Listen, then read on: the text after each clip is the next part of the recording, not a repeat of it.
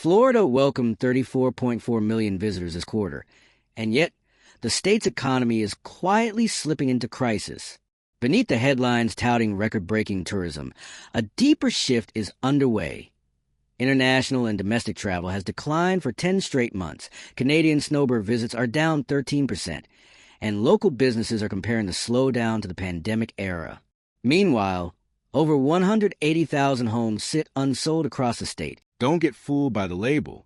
Subscribe now to uncover what's really behind your favorite brands, and get the truth Big Food doesn't want you to see. Insurance premiums are skyrocketing, and negative migration is accelerating. What looks like prosperity on the surface is masking a far more precarious reality, one where the foundation of Florida's economy is eroding under the weight of overdependence and rising costs. At the same time, Las Vegas is facing its own reckoning.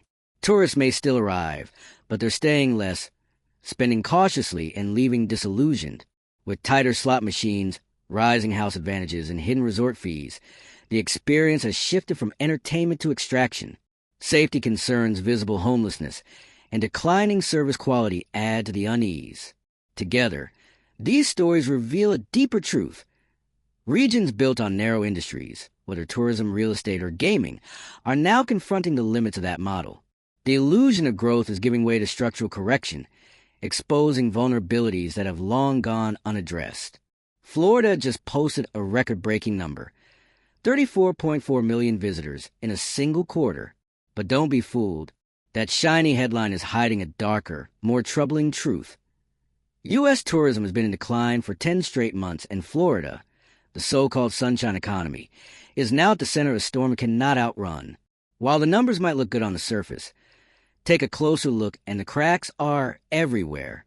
From January to August 2025, U.S. tourism dropped by nearly 9% compared to the same period last year.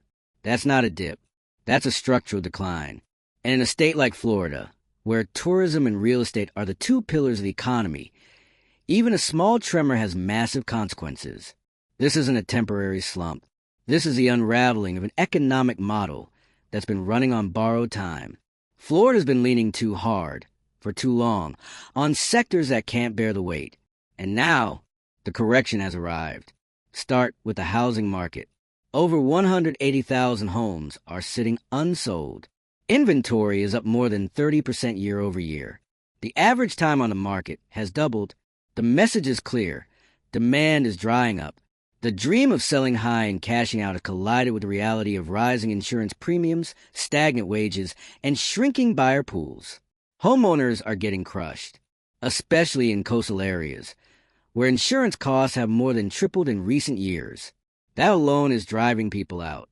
What good is a mortgage you can barely afford if the insurance bill makes your home unlivable?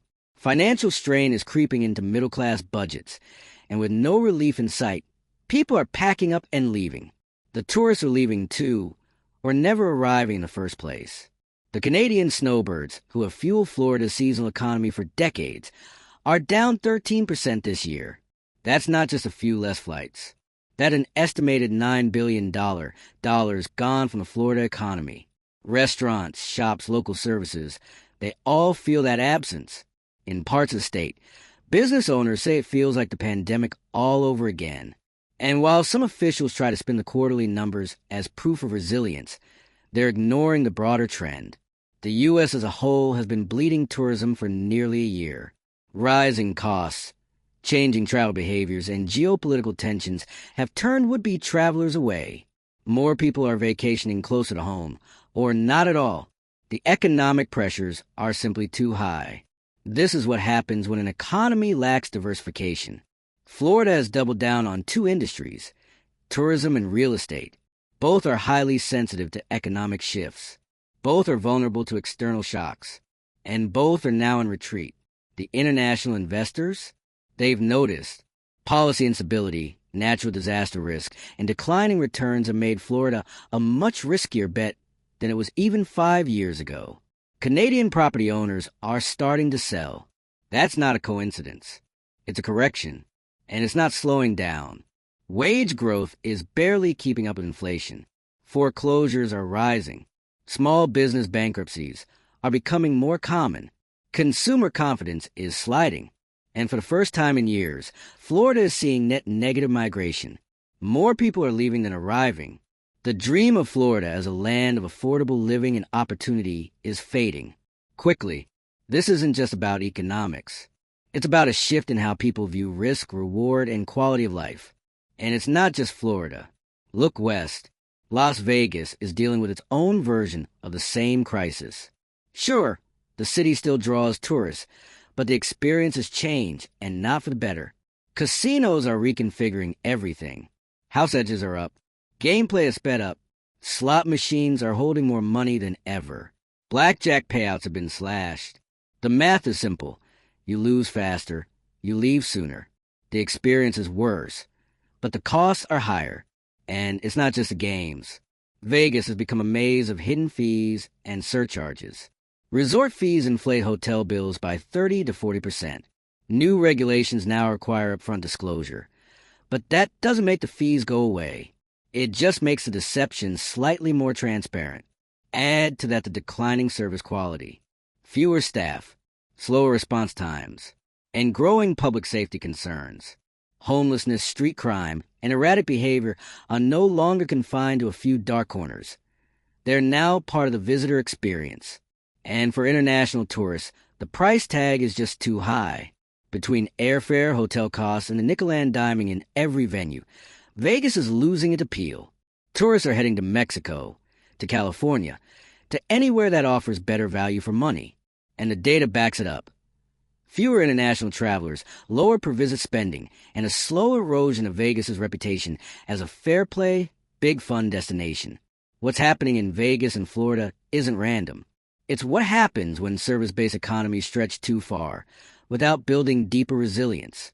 Both cities relied too heavily on short-term gains. Now they're stuck in long-term corrections. The U.S. may still draw tens of millions of visitors, but the trend is unmistakable. Costs are rising, wages are flat, value is diminishing, and tourists, both domestic and international, are taking notice. This is a warning shot for the rest of the country. If you build an economy on fragile pillars, if you ignore diversification, sustainability, and social infrastructure, this is the outcome. A record quarter today, followed by 10 months of steady decline. Florida is not collapsing in a single dramatic moment. It's eroding, quietly, predictably, one home sale, one canceled trip, one shuttered business at a time. And unless the core model changes, it won't stop. And that's the real takeaway here. Economic strength isn't just about how many tourists show up in July. It's about whether your economy can withstand pressure, whether it can adapt, whether it can protect its people from volatility. Right now, Florida and Vegas are failing that test. If this breakdown hits home, if you live in Florida, if you've seen the change in your city, if you've watched the dream slip further out of reach, then don't stay silent. Hit the like button. Share this video with the people who need to hear it. And drop a comment below. What are you seeing where you live? Is your community thriving or just surviving? And if you want more truth about what's really going on behind the headlines, hit subscribe, because we're not done digging and we're not looking away. The cracks in the system aren't coming. They're here, and nowhere is it more obvious than in the two places America loves to romanticize, Florida and Las Vegas. They were supposed to be untouchable. One, a paradise of sun, beaches, and boundless opportunity. The other, a fantasy land of escape, lights, and instant fortune. In 2025, both are showing us what happens when a dream gets stretched too thin, and no one wants to admit it's unraveling. Let's be brutally honest. Florida's 34.4 million visitors in one quarter is a distraction. It's a headline meant to soothe investors, distract policymakers, and keep the tourism machinery spinning just a little longer. But underneath that surface-level success is a cold, undeniable truth. Tourism in the U.S. has declined for 10 straight months. And Florida, for all its self-congratulatory marketing, is no exception. The drop in Canadian snowbirds, down 13%, is more than just a travel preference. That's $9 billion in lost seasonal spending. That's hotel rooms sitting empty, restaurants closing early or staying closed entirely, golf courses, car rentals, retail shops, medical clinics, Everything that fed off the presence of these long-term, high-spending visitors is bleeding. When you lose that kind of money, you don't just wait it out. You start cutting hours. You start laying off staff. You start looking at your books and realizing your seasonal business can't cover the annual bills. Local businesses in Florida are already saying it. This feels worse than the pandemic years, because back then, there was at least hope of federal aid and a return to normal. Now, there is no normal. There's just a slow bleed of an overbuilt economy choking on its own overconfidence. Look at the real estate sector. Once Florida's golden goose, it's now teetering on the edge of a full correction. When over 180,000 homes are unsold, something is deeply wrong. This isn't a soft patch. It's a signal that the market has outpaced reality. The buyers are gone. The investors are spooked. And the costs? Skyrocketing. Insurance, particularly in coastal areas, is breaking the bank. For many homeowners, premiums have tripled. And these aren't optional luxuries. In hurricane country, you don't go without insurance. But when the insurance costs as much as the mortgage, something has to give. And for thousands of Floridians, what's giving is their grip on a life they thought they could afford. The state is now experiencing net negative migration. Think about that. More people are leaving than moving in. In a state that sold itself as a haven of freedom, low taxes, and endless opportunity, people are walking away. That's not ideology. That's economics. That's reality setting in. And still, Florida clings to the illusion. Politicians continue pushing pro-growth, pro-development rhetoric. But you can't build prosperity on vibes. The numbers don't lie. Rising inventory, declining demand, unsustainable insurance costs, fewer tourists, and shrinking consumer confidence are all part of the same picture. The Florida model is failing. And Vegas? Vegas is playing the same game with the same end result. Yes, the city still draws tourists, but the experience is getting worse, and people know it. Casinos are rigging the game. Literally. The house edge has increased across the board. Games are faster. Machines are tighter. Blackjack payouts that used to be 3:2 are now 6:5 or worse. That difference may sound minor, but over the course of a night, it's the difference between entertainment and exploitation. Gamblers are losing faster more often and walking away with less. That's not chance, that's strategy. It's the result of a conscious decision by casino operators to extract more from every player. And in doing so, they've destroyed perception that Vegas was a fair bet, a place where luck could still shine through. Then there are the resort fees. Everyone hates them. They inflate hotel bills by hundreds of dollars. And even though new regulations require these fees to be disclosed up front, they're still everywhere. The industry didn't change. It just got more transparent about how it's squeezing you. And the service? It's declining. Slower check-ins. Fewer staff on the floor. Security that feels more reactive than preventative. Homelessness and visible street crime are growing. Tourists are noticing. And they're choosing other destinations. Mexico, California, even Phoenix, where the cost-to-value ratio is better, and they're not getting nickel and dimed at every turn. International tourists, in particular, are walking away. And once that demographic disappears, it's hard to win them back. Airfare is more expensive, and once you factor in U.S. entry restrictions, resort fees, game losses, and worsening service, Vegas simply doesn't make sense anymore. The charm is gone. The value is gone. And the safety is questionable. All of this points to the same central truth. Economies built on tourism and real estate, without a robust foundation in other sectors, are fragile by design. When times are good, the numbers soar. When times shift, and they always do, the collapse is swift and brutal. What's happening now in Florida and Vegas is not an anomaly. It's a forecast. It's what happens when you ignore diversification, when you ignore long-term planning in favor of short-term gain. The warning signs were there, but the boosters didn't want to hear them. They were too busy chasing the next record quarter, the next development deal, the next wave of inbound money. Now the wave is receding, and what's left behind is exposed. Empty homes, struggling small businesses, disillusioned residents, and broken promises. And let's not pretend these problems will solve themselves. Wage growth is still stagnant. Inflation is still eroding purchasing power. Consumer confidence is still slipping. And more Americans are asking themselves the hard questions. Is this still a place worth investing in?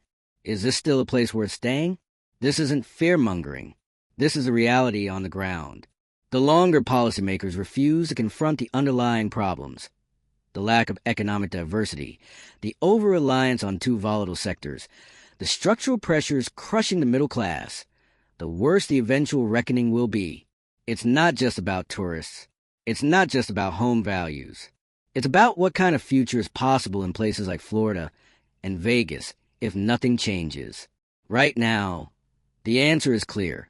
Without course correction, without real reforms, the decline will continue. And other regions? They should be paying attention. Because this could be any state, any city, any town that has allowed itself to become overly dependent on tourism, on real estate speculation, on services that evaporate the moment economic winds shift. Florida and Las Vegas are not unique in their vulnerability. They are simply the first to show the symptoms. Florida was marketed as the ultimate success story. Low taxes, warm weather, deregulation, and so-called freedom from federal overreach. For years, politicians hailed it as the economic model for the rest of America to follow.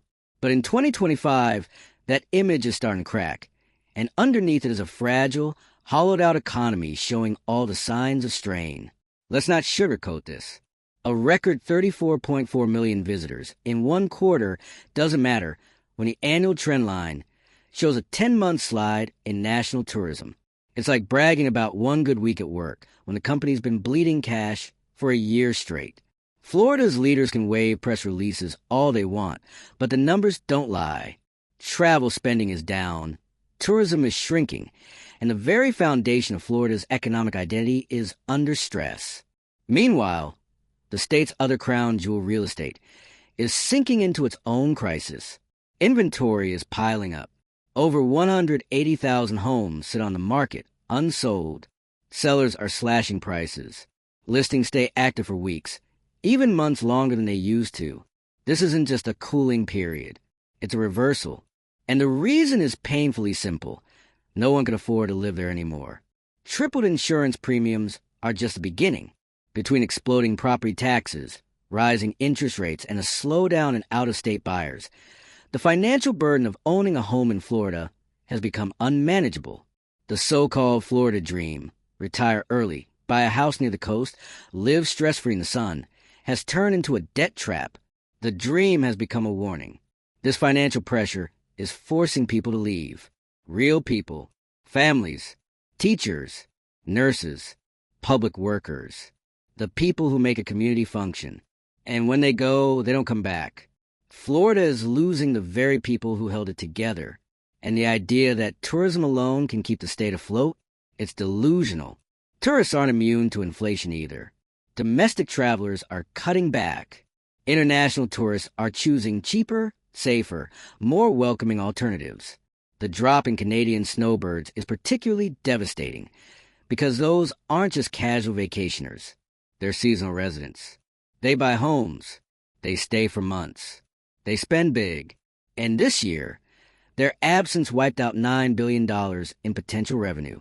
Local economies that depend on snowbird season are feeling it. Restaurants are closing earlier. Grocery stores are overstocked. Pharmacies and clinics that once ran at full tilt are reporting fewer patients and lower margins. The economic chain is breaking, and it's not just about lost sales. It's about jobs, livelihoods, stability. And while Florida slides into its own brand of economic distress, Las Vegas is showing us a different version of the same disease. Over-optimization at the expense of human experience. Casinos, in their race for higher profits, have quietly dismantled the balance that once defined a Vegas thrill. Gone are the days when players had a fair shot. Now blackjack tables pay less. Slots take more. Games are faster, shorter, and less forgiving. You don't win in Vegas anymore, you get drained. And you get charged more for the privilege. The infamous resort fees? Still there. Still inflating prices. Still designed to confuse and deceive. Yes, laws were passed to improve transparency. But let's not pretend that fixed the problem. It only confirmed how widespread and entrenched the practice had become. It's not just one or two shady hotels. It's an entire industry built on the art of the hidden fee. And people have had enough. International visitors, especially, are walking away. The costs are too high. The quality has dropped. The atmosphere is changing. Instead of glamour and excitement, tourists are met with longer waits, slower service, and rising public safety concerns. Homelessness and violence are no longer rare sightings. They're daily realities, right outside the casino doors. This isn't just bad luck. It's systemic decay. It's what happens when greed replaces customer service. When short-term revenue targets override long-term brand trust. Vegas isn't collapsing in a fiery burst. It's eroding day by day, transaction by transaction. And like Florida, Vegas bet everything on a single engine, service-based tourism. It worked brilliantly during booms. But in 2025, that model is being tested like never before because the U.S. consumer is tapped out. Wages haven't kept pace with inflation. Essentials like housing, healthcare, and food are taking up a bigger and bigger share of household budgets. There's simply less left for travel, dining, and leisure. The middle class, once the backbone of the domestic tourist economy, is shrinking. And as that disposable income disappears, so does the lifeblood of places like Florida and Vegas. So yes, the headlines will keep coming. Record-setting visitor numbers. Best quarter ever. Most hotel rooms booked since pre-pandemic. But behind those headlines is a deeper, more important truth. The system isn't healthy. It's surviving on momentum, not substance. And that momentum is slowing. What we're seeing now isn't a fluke. It's a correction. A rebalancing of inflated economies that grew too fast and too recklessly without preparing for what comes next.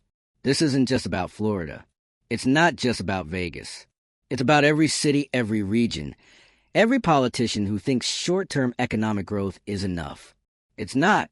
Growth without resilience is a house of cards. And when the wind changes, it all comes down. If Florida and Vegas are the canaries in the coal mine, we better start listening. Because the signs are everywhere. Rising housing costs, declining affordability, shrinking tourism, vanishing middle-class stability. These aren't isolated issues. They're interconnected symptoms of a deeper economic imbalance. And unless there's a shift, real investment in diversification, housing reform, consumer protections, and long-term planning, we're going to see more of this. More empty homes, more closed restaurants, more disappointed tourists, more families priced out and pushed out. So if you're watching this and you're frustrated, you're not alone. If you're tired of the spin, the press releases, the glossy narratives that ignore the actual reality people are living in, then speak up. Hit the like button.